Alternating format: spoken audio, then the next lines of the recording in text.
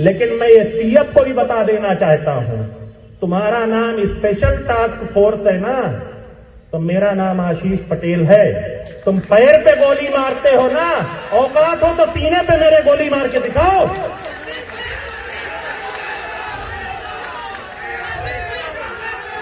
मुझे पता है आज के बाद से मेरे खिलाफ और षड्यंत्र होंगे, पर फिर से मैं आप सबसे पूछता हूं, मुझे डरना चाहिए या लड़ना चाहिए? बोलिए, डरना चाहिए या? तो लड़ूंगा, डरूंगा नहीं।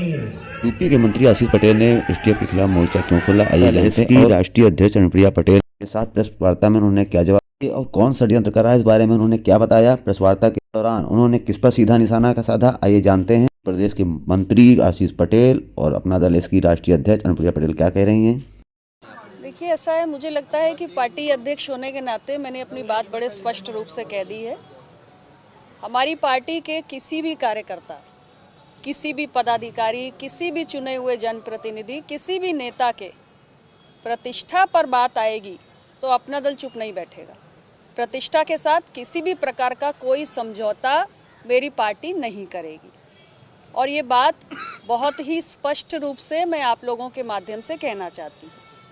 पिछले दिनों जो भी बातें मीडिया के माध्यम से जनता के बीच आई हैं, उस पर मैं सिर्फ इतना कहना चाहती हूँ, किसके इशारे पे ये सब किया जा रहा है, कहाँ से किया जा रहा है, ये अपना दल का एक एक कार्यकर्ता जानता है, अपना दल का एक एक समर्थक जानता है। और अगर किसी को भी ये गलतफहमी है कि आप अपना दल के किसी नेता, कार्यकर्ता, किसी प्रतिनिधि के खिलाफ कोई षड्यंत्र करके, कोई झूठे बेबुनियाद आरोप लगा के आप हमारी छवि को धूमिल कर सकते हैं, तो ये उनकी गलतफहमी है, ये होने वाला नहीं है। अपना दल को षड्यंत्रों का जवाब भी देना आता है, और सामाजिक न्याय की बात अपना दल ने हमेशा की है और हम लगातार करेंगे। कोई भी ये सोचे कि हम सामाजिक न्याय के विषय किसी षड्यंत्र से भयभीत होकर उठाना बंद कर देंगे, तो ये नहीं होने वाला।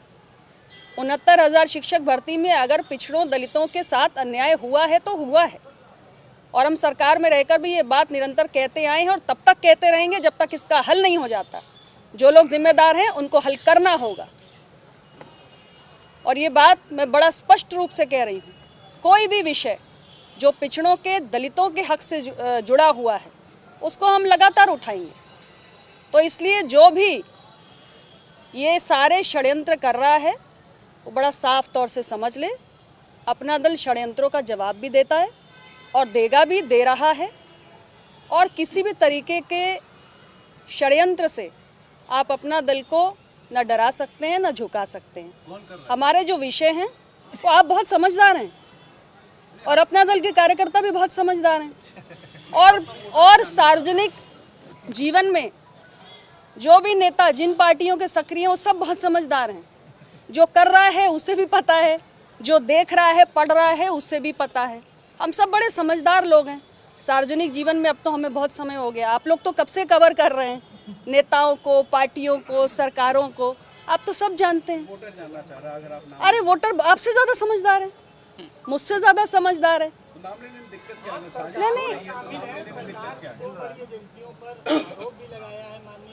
नहीं, आरोप नहीं लगाया। अब ये माननीय मंत्री जी बताएंगे।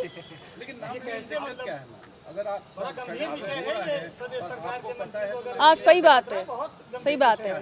मंत्री जी के विभाग का विषय मंत्री जी से पूछिए, मैं तो पार्टी अध्यक्ष के नाते जवाब दूंगी। ये स्पष्ट है कि देखिए, वोटर तो ये जानना चाहता है ना कि साजिश रच कौन रहा है, विपक्ष। अरे मेरा वोटर बहुत समझदार है, मेरे वोटर को मेरी बात समझ में आ जाती है। आप तो और भी ज्यादा समझदार हैं, आप तो सब समझ रहे हैं। एसटीएफ और सूचना विभाग पे आज सरकार के मंत्री ने जो कहा है बिल्कुल सच कहा है। बिल्कुल, प्रधानमंत्री नरेंद्र मोदी जी के नेतृत्व में काम कर रहे हैं हम। प्रधानमंत्री नरेंद्र मोदी जी के नेतृत्व में अपना दल एनडीए का घटक है, और प्रधानमंत्री नरेंद्र मोदी की नीतियों पर काम कर रहे हैं। मतलब आपको पता है, अपने वोटर को मैसेज दिया, कार्यकर्ताओं को, लेकिन जिनके साथ हैं क्या उनको भी मैसेज दिया था, उनसे बात की कि ये कुछ हो रहा है? सबको सब कुछ पता है, आप क्यों चिंता कर रहे हैं? नहीं, आपकी तरफ से फॉर्मली को कहा गया, वो सबको आपके सब कुछ पता है। तो आप बता दिए हम लोग, आपको तक पहुंच जाएगी बात। हाँ, अरे जो देश चलाते हैं उनको सब पता होता है। हम बस ये जानना चाह रहे हैं कि शिकायत को, इस बात को लेकर के आप लोगों की बात हुई, पता है? ठीक है, आप चिंता मत करिए, सबको सब पता है। अच्छा, एसटीएफ के अधिकारी और सूचना विभाग के अधिकारी की बात आ रही है, क्या कोई बड़ा ताकत भी हो सकती है, कोई बड़ी ताकत भी हो सकती है कि सिर्फ अधिकारी ही ऐसा घालमेल कर रहे हैं आप लोग के खिलाफ? ये तो सोचने लायक सवाल है। तो सोच के बता दीजिए। देखिए, मंत्री जी के आरोपों पर मंत्री जी से बात करिए। मैंने बतौर अध्यक्ष मेरी पार्टी की ओर से जो कहना था, आप लोगों को बहुत स्पष्ट रूप से कह दिया।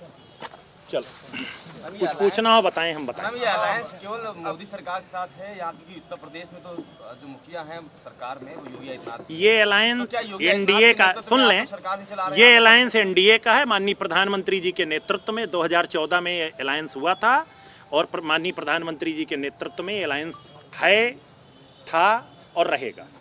मंत्री जी जिन्होंने जिनका आपने नाम दिया, वो सूचना विभाग के बड़े अधिकारी हैं और कहीं ना कहीं वो सूचना विभाग पूरा मुख्यमंत्री का भी पूरा विभाग देखते हैं, तो क्या लगता है कि किसकी मंशा होगी, कौन इसके पीछे होगा? मैंने तो नाम ले लिया है, मैं तो अभी सिर्फ कहूंगा कि वो सुधर जाएं। सिर्फ अधिकारी सुधरता है या विभाग के मंत्री? सरकार में भी कोई मुझे तो जानकारी नहीं, आपको कोई जानकारी हो तो आप बता दें। आप नहीं, मुझे जानकारी नहीं, मैं तो सिर्फ कहूंगा कि जो मेरे पास सूचना आती, आप में से ही कोई भाई बताता है कि इसका फोन आया था कि आशीष जी के खिलाफ ये खबर चलाइए, तो जिसका नाम लेगा तो मैं तो उसी का नाम लूंगा ना। पत्रकारों का नाम ले रहा है? आपको लगता है मैंने आपका नाम लिया? हाँ? मंत्री जी, आपने जो जिन दो विभागों पर सवाल उठाए हैं, हाँ। और वो दोनों विभाग मुख्यमंत्री के विभाग हैं जी, तो देखिए, बड़ा स्पष्ट मत है। आपके ऊपर अगर सवाल उठेगा या आपके विभाग के किसी प्रमुख अधिकारी पे सवाल उठेगा तो वो सवाल आप पे भी उठेगा, तो क्या मैं इसका जवाब आपको दे रहा हूं। मेरे विभाग में डीपीसी हुई, एम देवराज जी जैसे, जिन्हें उत्तर प्रदेश का आप लोग भी जानते हैं सबसे ईमानदार अधिकारी कहा जाता, उन्होंने डीपीसी की, मंत्री की कोई भूमिका नहीं होती है। वो डीपीसी की फाइल आई, मैंने मुख्यमंत्री कार्यालय भेजा, मुख्यमंत्री कार्यालय से मुझे कुछ निर्देश प्राप्त हुआ, उसके आधार पर हमने सारे विभागों से कंसेंट लेकर के, अभिमत लेकर के हमने उसको डीपीसी कर दिया। तब ये तो सूचना विभाग का दायित्व है कि ये गलत हुई है डीपीसी या सही, इसका स्पष्टीकरण जारी करना चाहिए। दो ही चीज हो सकती है, या तो डीपीसी सही हुई है और या तो डीपीसी गलत हुई है। अगर डीपीसी सही हुई है तो उसका भी सूचना विभाग को स्पष्टीकरण जारी करना चाहिए। क्यों नहीं जारी कर रहा है सूचना विभाग स्पष्टीकरण? और गलत हुई है तो उसका भी स्पष्टीकरण जारी करे सूचना विभाग।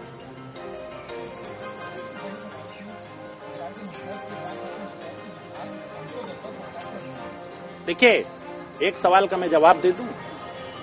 हम लोग एनडीए के घटक दल हैं, हमें जहां जो विषय रखना होता रख दिए हैं, पर इतना जरूर कहूंगा कि एसटीएफ के किसी अधिकारी ने, मैं तो कह रहा हूं ना, जिस दिन मिस्टर धरना मास्टर धरने पे बैठी थी, उस दिन उनके टेलीफोन पर लगातार कौन सा पुलिस का अधिकारी बात कर रहा था, एसटीएफ का कौन अधिकारी बात कर रहा था, और उसने दो ऐसे कौन व्यक्तियों को भेजा था जहां पर परिंदा भी पर नहीं मार सकता, वहां पर रात में दो लोग धरने पे बैठे थे। तो मेरा स्वाभाविक तौर पे एसटीएफ पे सवाल तो है ही है, और अगर एसटीएफ मेरे खिलाफ कुछ षड्यंत्र करेगी तो मैं तो जवाब दूंगा ही। अरे खतरा, जो षड्यंत्र के आगे तो खतरे होता है, उसके आगे, अब आप अपने शब्दों में, षड्यंत्र के आगे होता क्या है? मेरी सुरक्षा के लिए मुझे ZY और XXX श्रेणी नहीं चाहिए। मुझे तो मेरी सुरक्षा के लिए मेरे कार्यकर्ता पर्याप्त हैं, लेकिन मैं इतना बता दूं कि खतरा तो मुझे है ही है। जब षड्यंत्र है तो षड्यंत्र के आगे खतरा होना स्वाभाविक है। अरे तो मांग किससे करेंगे? अरे मंत्री हैं,